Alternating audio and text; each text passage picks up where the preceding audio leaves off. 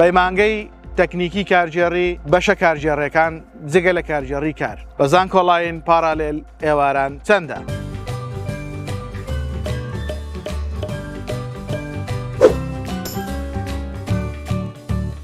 سڵاوتان لێبێ و ئەم کاتتان باش. مسعود خورشید فەرمانبەر لە سەرۆکاتی زانکۆی پۆلیتەکنیکی هەولێر بەشی تۆماری گشتی هەروەها ئەندامی لیژنەی ڕاوێژکاری بۆ پڕکردنەوەی فۆرمی زانکۆڵاین لە خزمەتی ئێوەی خۆشەویستین بۆ باسکردنی بەشێکی تر لە بەشە کارژێڕەکانی پەیمانگەی تەکنیکی کارژێڕی کە ئەویش بەشە کارژێڕەکانی ترە جگە لە کارژێڕی کار. ئەلبەتە بەشە کارژێڕەکان هەر هەمویان ئەسنەوە ژێر چەتری کارژێڕی گشتی یا کارژێڕی کار، بەڵام ئەمانە تایبەتمەندکراون بۆ گەشتیاری یان کەرەستە و کۆگاکان یان هەر بەشێکی تر کە جیاکراوەتەوە بۆ ئێوەی خۆشەویست باسیەکەین بۆی پێتان بڵین بۆ ساڵی 2021-2022 کۆنمرەکانیان چۆن بووە تاوەکو ئێوەی خۆشەویست وەکو بەرچاوڕوونی و زانیاری لە کاتی پڕکردنەوەی فۆرمی زانکۆڵاین سوودی لێ ببینن.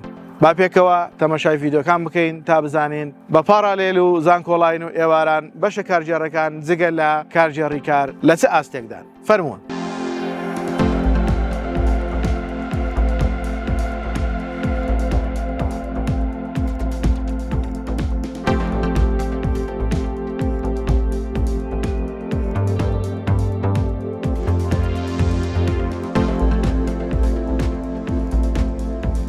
لایک و کۆمنت سبسکرایبی کەناڵەکەمان لە یاد مەکەن. کەناڵەکەمان بۆ هاوڕێکانتان شێر بکەن تا ئەوانش سوودی لێ ببینن. هەروەها لە ئەنستاگرامی بە هەمان ناو و ناونیشان ئێمە لە خزمەتی ئەوەی بەڕێزین بۆ ئەوەی وەڵامی پرسیارەکانتان بدەینەوە.